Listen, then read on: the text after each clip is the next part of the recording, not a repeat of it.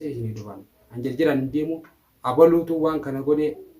yoo naan jaani sangaa waan sana jeti janarku irratti deemu irrattis komiin kaasu gaafachi gaammoo assalamu alaykum warahmatullahi wabarakatuh kam jettan hordoftoota fi kabajamtoota hamseewu nagaa qabdanii fayyaa keessanii nageenya keessan biraadha dachaa dhufne gaa arraga akkana mufattan nin beeka akka waan kalee dalagamsa irratti kanatti aartanii usumaan beekuutiin garuu wanni waan kalee sanillee nu goosisee gartee mucaan kun qabamuun sababa tokko malee sababa irra qabame qaba bilaakitti isan qabne akkanumatti isan qabne wanni isa qabneef anis gaa barbaadanii ture barbaadutti jira namoota dadhaameetiin gaana mesela naannoo isaanitti dhiyaatu san jechuudha namoota dadhaameetiin barbaadu jirra gaa akkuma tasaa osoo guyyaa sideen kana keessatti filleen irra dawwalee neeyame akka waan furmaanni argamee seetiin gaafee fillee bira futeeni yeroon dhufa jechuudha isaa fi arafaatiin wal lolanii jiran sanillee kalee akka waa'ee kanallee kalee irraa dubbannee jirra yeroon bira dhufu jechuudha mucaa kan akka qabamu bakka mucaan kun jiru naa hime jechuudha maaliif beektaa innis mucaa kaan san gartee haa dhaqee fillee faa kaayine haa dhaqee fayyaduu jala gorisan mucaa amma isaan bira jiru san gartee mucaa sanii jecha sanirra waliin mufatanii ini namira dhufee mucaa kana bakkee inni jiru nagarsiise anis gaawwanni barbaadaa jirru isiidha mucaan kun gaammoo akka viidiyoo irratti agarrutti isii bira jira saniifi gartee nuti mucaan kun qabuu dandeenye mucaan irraa silaa waan guutuu nu qabnu gaa mucaan akkuma isiin gorsiisuu fi wanni qabameefis akkuma isiin gorsiisuu garee kalee fillee bira fideetiin mucaa filleenis gaayoonni fi gartee akka harkallee itti laanne akka waliin innillee hin tuyne ittillee himeetiin biraa deeme anan garuu mucaa qabnaan isaan bira geesseetumaan biraa deeme akka keessa jiran gannaatti hin deebine hin beeku harkuun waan ormaan manatti galee harmaan mana kiyya dhufeen hanga dura alaa hin jire jechuudha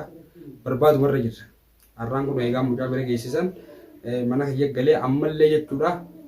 dirqama viidiyoo kana na waraabsisee viidiyoon gabaabaan kana keessatti waan gartee mucaan qabamee fi isinii himuudhaa dhufe mucaan gartee yoo qabamees waan inni mucaarra gahaa hin jirtu akkoo mucaa mudattu hin jirtu yoo mudattes jechuudha yoo hanguma aaraa yeroo jiran kana gartee eegaa nan biraa deema kana yoo kaa miidhayyoo taate malee anillee nutti qinaan jeen arafaatillee hin gartee ittiin himne yoo itti himne dhaqee gartee mucaa kana yoo waliin bu'an hin beeynu jeetiin anillee ittiin himne arafaatitti garuu ammaan biratti deemu deema isa arafaat biratti ammaan deemu deema akka isin nama mufatee inni beekaa gaasumaanuu dhiifama naa godhaadha mucaa garuu hin tuqamu mucaan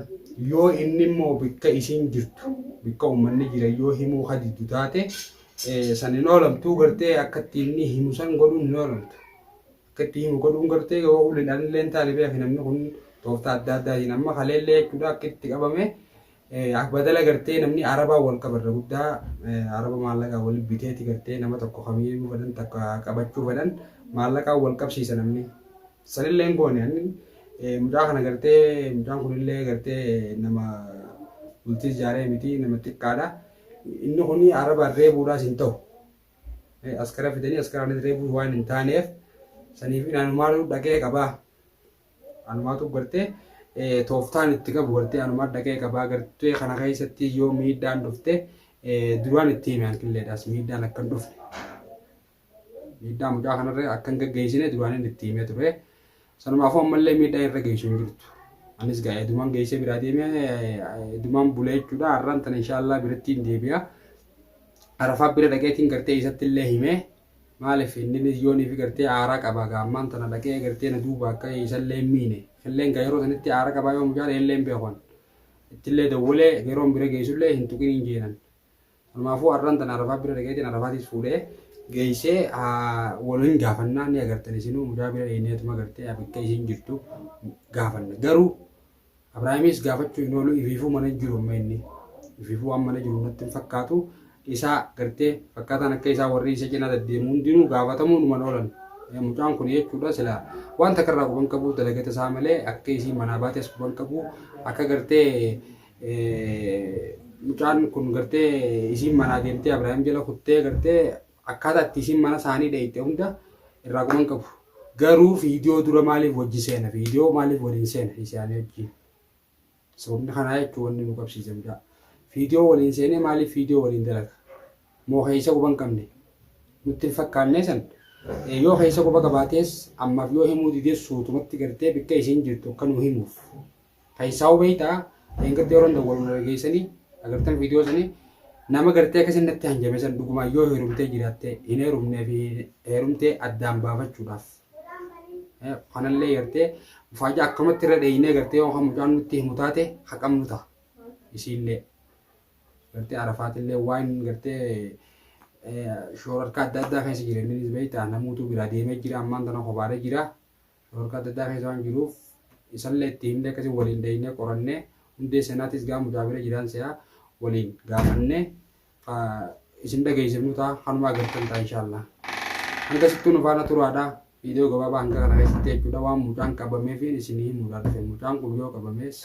wanni takka wanni irra dhufaan jirtu tokkumaa mana isaa jirutti yoo gaadala garraa yoo dafee firraa hime waan kana gartee bakka isiin jirtu firraa himee nu geesse dalagaa isaatti deebi'uu danda'a. Garuu gaa qabamee akkanumatti osoo gartee waan takka illee nu himne gadi hin dhiisan naf fakkaataan illee anillee beeku waan kana jaaladdeetii miti waan gaa nama hunda dadhabnee barbaadaa jirruuf karaa meeqaan jechuudha dhiiraan kaa agarree jechuudha warri nu beeku warri isaan beeku barbaadaa jennees kan beeynes kan isiin beeynes suuraadhaan gartee barbaadu jirra waan ta'eef dirqama nuti taate isallee qabuun eegaa agarree jechuun kunis akka nu harkaan baane eessa barbaannoo kun nu harkaa bee egaa viidiyoo dura teessanii viidiyoo waraabuu malee eessa barbaadu jettanii maalirra geessanii jechuun keessanii boodan mana olamne beeka saniif inni kuyyoonii fi eega mul'ate bikka fedhee yoo jiraate eega mul'ate immoo qabneetuma waan gaafannu gaafannee osoo miidhaa irra hin gaggeessine yoo inni himuu dide immoo hindi isaanis ijoolleen hin dhiifti yoo inni himuu dide ni hima immoo dirqama isaatti hima bikka isaan jiran ni hima akkuma gartee viidiyoo silaa waliin seenuu baatee duran ni agarraa isaa kana ni beeknaa nuti hin beeknu isaanillee yoo beekan nuti hin beeknu viidiyoo dura maaliif ta'a isiidhaa waliin feeruzaadhaa waliin viidiyoo seenee dalage saniifuu inni dirqama ni qabama yoo himuu didees dhimma kana waliin quba qabanii ni gaafatama osoo uleedhaan hin taane osoo gartee haruma nagayaatiin ni gaafatama yoo adabbii taates akkatti adabatan isaanii beekan garuu karaa kiyyaan ana haqabee kattillee miidhamoo ana haqee boodallee itti homatamoo ana waan ta'eef ammaaf biraan jiraadha biraa deemuun ta'uu mucaa biraan jiraadha garuu yooniif immoo hawwattu qabu taate mucaan na duubatti immoo eegaan kaleecha kaayee deemee hatu qabu taate naaf isaanis ammallee wal gaafanna arguuf jiraattan mucaan ammoo killeen ni jarjaraa harkaan gartee akkuma gizee nagayaatti nama nagayaatti yeroo aarillee ni jarjaraa rafaatis sanuma yoo na duubaa dhaqanii mucaa kana miidhan san wal gaafanna maalirra kiyanii gaafatamoo hin gaafanne anaan dhaqee isinii hubata hanga sittuun afaana tura. Afaana turaadhaa garuu fayyaduu jaaraa ta'ee dhiigaa tana gartee tanama waliin fitte tana osoo jaarsa qabdu osoo ilmaan qabdu mucummaan amma dhaqee gartee nu duubaa isii sana jaalatee isii maarree fayyaan kun gaafa mana dhufu jechuudha akka nama ilmoo isii jaalatu akka nama jaarsa isii saahibaa nama kana hin beektu akkamitti waliin jiraattu nama kana wallaa hin beektu garuu furmaata waan hundaaf rabbi haafitu isii tana jechuudha waan harkuu teenya gaafa qabamtetti isii akka Ibraahim Nasruu baanan wal harkuu teenya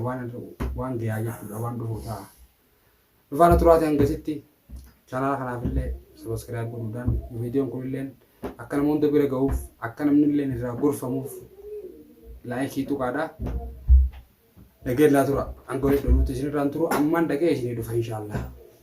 Viidiyoodhaan hin qabadde isinii dhufa waan irra gahan miidhama mucaatis waa hundaanuu gartee arafaatis waa inni jiru irraa baasee isinii dhufaan. Anjarjiraan hin deemu abaluutu waan kana godhe yoo naan jaanis hangaa waan sana jeti jan arku irratti hin deemuun irrattis komiin kaasu gaafachii gaammoo amma namni nan barbaadu yoo beektanii nama dheengatte na dawwalee an irratti dawwalee jechuudha fayyaduu fuudheetiin jira nama saniin barbaadan akkasitti hanjame sana sanaafuu hanga bira dhaqee akkasitti gartee viidiyoodhaan jedhutti nageenyaa tura isinitti hin dheereessu.